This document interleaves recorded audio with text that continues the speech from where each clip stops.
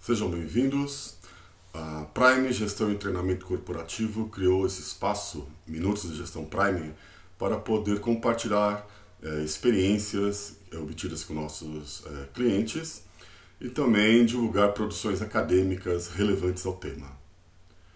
O tema de hoje será: por que o treinamento de liderança falha em melhorar a eficiência da organização? Parte 2, ok? É a segunda e última parte desse tema. Bem, então vamos relembrar o porquê desse tema. Então, geralmente, por meio de nossas experiências com nossos clientes e o que nós observamos no mercado, nós percebemos empresas que ela está num determinado patamar de eficiência e ela deseja atingir um outro patamar, um patamar superior. E para isso, ela preenche essa lacuna com treinamento, buscando treinar o indivíduo. O indivíduo seria a peça central deste quebra-cabeça, deste processo, para que ele saia de um patamar e atinja outro. E após esse investimento, após esse período de treinamento, o que se observa em muitas empresas é que o indivíduo retorna às mesmas práticas do período pré-treinamento, ou seja, pouco ou nada agregou em melhorar e nos objetivos estratégicos da empresa o investimento de treinamento. Então, todo questionamento é por quê? Nós discutimos também e apresentamos que quando o indivíduo ele tem um conhecimento, habilidade, atitude, ele foi treinado, ele volta para o seu setor, a sua área, e ele busca por mudanças. Então ele faz força contra o sistema onde ele está inserido. Esse sistema pode ser o próprio departamento dele, a área onde ele atua, a empresa, em si só. E esse sistema, ele tem fronteiras. Então o objetivo de qualquer treinamento é que o indivíduo ele expanda as suas fronteiras. Mas só que essas fronteiras ela provoca uma força contrária. E essa força contrária, que se for maior do que o indivíduo suporte, vai fazer com que o indivíduo volte a fazer as mesmas coisas que faziam antes do treinamento. Então isso nos faz pensar que existe algo que nós devemos analisar antes de fazer o investimento em treinamento, ok? E é a partir desse princípio que nós iremos discutir aqui. Para isso, utilizaremos esse artigo da Harvard Business Review, muito interessante, voltado a falhas, do treinamento, e levantar as suas causas, as suas barreiras e fazer propostas. E eu já adianto que essas propostas bem elaboradas e realizadas individualmente por cada empresa, porque cada empresa tem a sua realidade, não é algo que possa ser copiado, ok? O método pode ser copiado, mas o levantamento, o âmago, ele corresponde a cada empresa, ok? Ela tem que ser um trabalho personalizado. Então vamos lá. Esse artigo nos traz que em 2015 foi realizado um aporte de 356 bilhões de dólares para treinar funcionários. E a maior parte dessas organizações pesquisadas disseram que ficou a desejar o treinamento, Não pela qualidade do treinamento, não é isso, mas sim em mensurar os resultados, porque afinal o treinamento é um investimento, concorda comigo? Então essas empresas elas reclamam que elas não conseguiram visualizar melhorias, elevar o patamar dessa empresa. Isso não aconteceu. E porque observaram que rapidamente as pessoas treinadas voltam a praticar as velhas atividades que faziam no período pré-treinamento. Existe um estudo de caso aqui, de uma empresa, uma companhia eletrônica, SMA, onde ela investiu, ela provocou um caro treinamento, um programa de treinamento para melhorar a liderança e a eficiência da organização. Então esse treinamento, ela teve a participação de todos os funcionários da empresa por uma semana inteira. Então teve um alto nível de engajamento, esse treinamento proporcionou diversas atividades de teamwork, proporcionou diversos feedbacks, tanto do ponto de vista individual como do ponto de vista do time, né? E ao final, os participantes descreveram esse treinamento como um programa muito poderoso. Então entenda, todo esse cenário foi criado e foi realizado e criou-se uma enorme perspectiva de mudança, né? Bem, 2 anos depois, o gerente-geral ele foi substituído. E esse novo gerente-geral, ele quis entender o que aquele caro investimento, né, em treinamento proporcionou na empresa. E para isso ele foi pesquisar, fez uma pesquisa com alguns gerentes que trabalhavam na época até o momento atual dessa pesquisa. E esses gerentes falaram que pouco tinha mudado. E por quê? Porque era impossível aplicar o que for empreendido. Impossível aplicar o que for empreendido. Mas por quê? Devido a diversas barreiras gerenciais e organizacionais, como a falta de clareza da estratégia, o estilo anterior do gerente geral anterior era muito faça o que eu mando, né? O ambiente era extremamente carregado politicamente e diversos conflitos de funções cruzadas, né? E foi levantado que se dava muito devido ao reflexo, era um reflexo da gestão autoritária do gerente anterior. Existe um caso de uma empresa uma indústria de grande porte.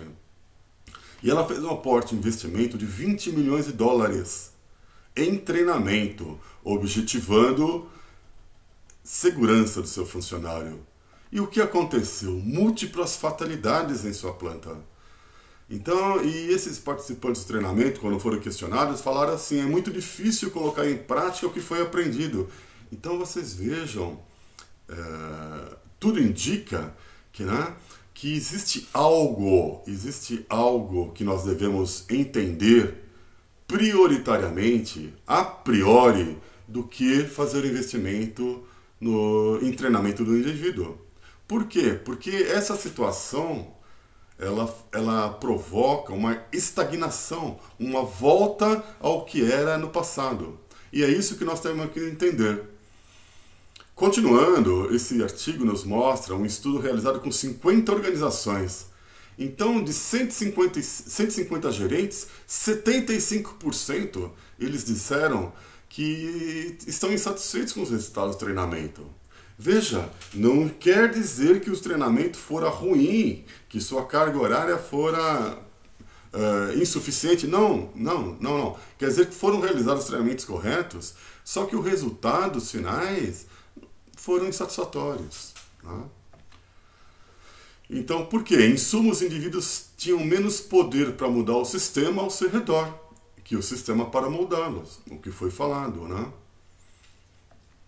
E o sistema organizacional ele é extremamente importante, pessoal, independente do tamanho da empresa, pequeno, médio, grande porte, independente.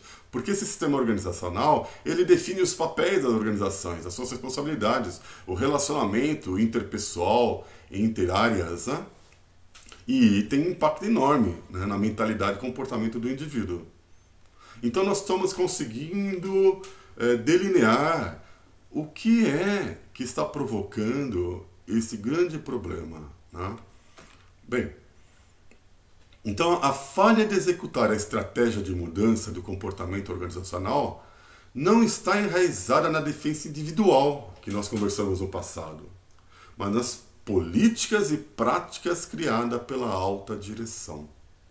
Então, antes de nós nos atermos ao indivíduo, nós temos que entender a nossa organização, essas políticas e essas práticas, né? Isso precisa ser corrigido antes que o treinamento possa ter sucesso. Bem, o autor ele levanta 6 barreiras, né? Essas barreiras que nós vamos ter que sobressair posteriormente, né?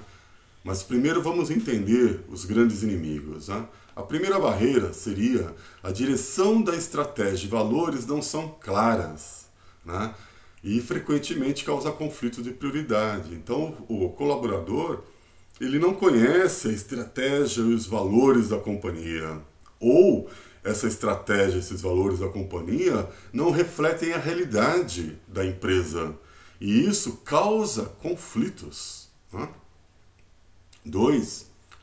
Executivo sênior que ele não trabalha em equipe, ou ele não tem a competência necessária, ou ele decidiu que não quer a mudança.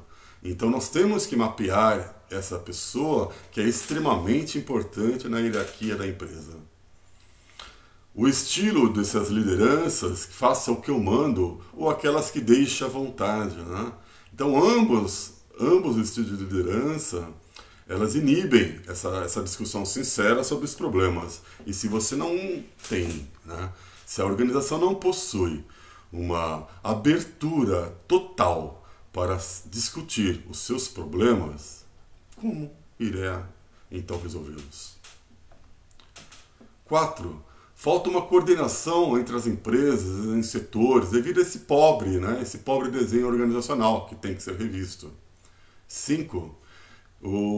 Os talentos, eles não são mapeados, pessoal, e não são trabalhados, né? Então muitas vezes perdemos. E por fim, e extremamente cruel, é o medo dos colaboradores em conversar com a alta direção e apontar, né, os problemas e obstáculos que eles enxergam para trazer a eficiência da organização para um patamar superior. E esse medo, pessoal, fez com que esse autor desse artigo chama esses 6 tópicos, né, essas 6 barreiras de matadores silenciosos. Então veja, toda organização tem os seus matadores silenciosos, uma com maior nível, né, que impede qualquer mudança para um patamar superior à empresa, outros em menores nível. Então, todas as empresas têm que mapear isso, têm que conhecer isso, né? E essas barreiras geralmente aparecem juntas, né, e bloqueiam qualquer mudança sistêmica necessária que a organização deseje, né? Então vamos agora trabalhar com essa abordagem de 6 etapas básicas para nos contrapor a essas barreiras, ok? Então a etapa número 1. A alta direção, ela tem que definir a sua estratégia e seus valores de uma forma verdadeira, de uma forma clara e divulgar isso para toda a organização, para que todos os colaboradores da sua organização, se for pequena, média, grande empresa, não importa, todos entendam, né? Compreendam, que vistam a camisa em relação a isso. Eles têm que acreditar nisso, mas para eles acreditar nisso, é o que eu falo, para eles acreditar na estratégia e nos valores, a alta direção é totalmente responsável em acreditar primeiro. Entendem? Segundo, um time, né? Muitas vezes o RH da empresa participa, né? É um departamento que ele deve participar dessas fases. Esse time para diagnosticar, né? Observar, captar todas as percepções de gerentes e todos os funcionários. Percepções do quê? De todas as atividades, todas as barreiras que agem contra o crescimento da empresa. Então isso tem que ser mapeado de uma forma muito honesta, muito clara. E sugerimos, somos de acordo com o autor, que deveria ser anônimos, né? É uma coleta anônima. Obviamente isso depende de cada empresa.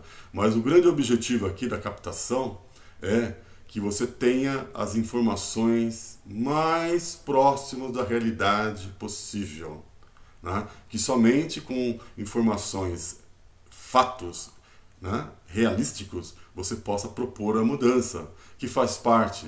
Porque uma vez que você consegue mapear as suas barreiras da sua empresa, então você consegue redesenhar esses papéis da organização, essas responsabilidades, relacionamentos, objetivando o quê? A mudança, pessoal, a mudança estratégica, ok? Então esse item 2 é o coração.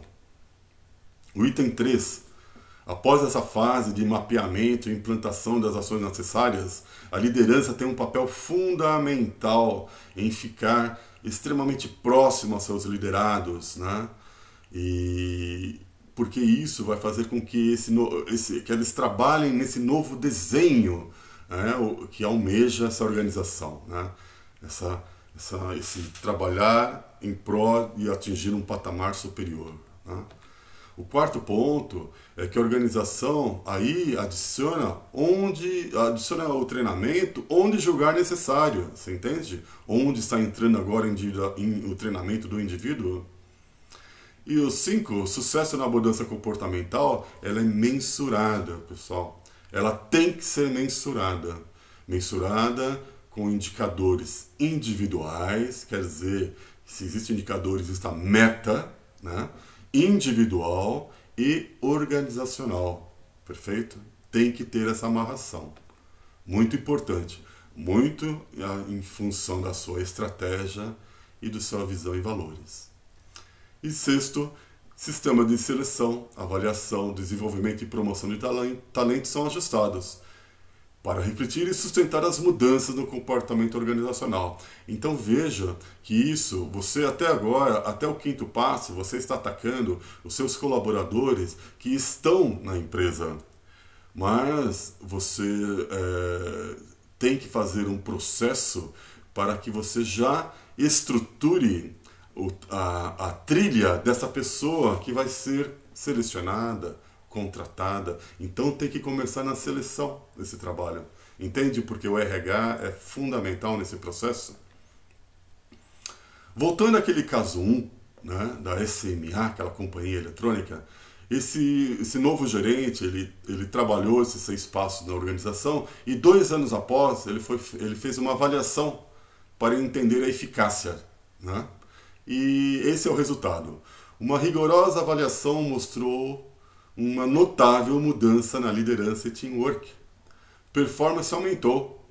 A empresa desenvolveu 9 produtos em 2 anos, comparado com 5 produtos em 4.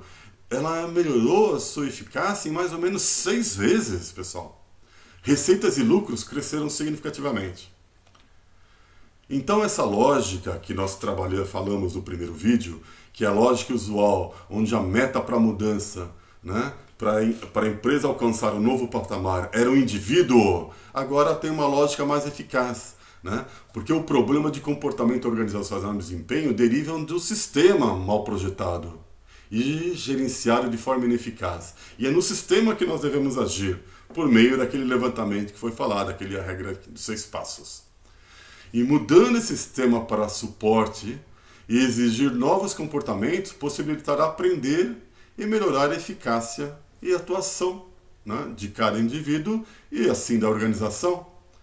Sendo assim, o foco da mudança não é o indivíduo, o foco da mudança é a organização. E após você preparar o terreno e deixar o terreno fértil, seguir um treinamento para o indivíduo. Porque aí sim, o indivíduo com o conhecimento, com a sua habilidade, com a sua atitude, terá força suficiente e um ambiente propício para provocar o quê? Um aumento do seu sistema, né? A extrapolação da fronteira do sistema ao qual ele está inserido, que é o objetivo inicial, primário, de qualquer treinamento.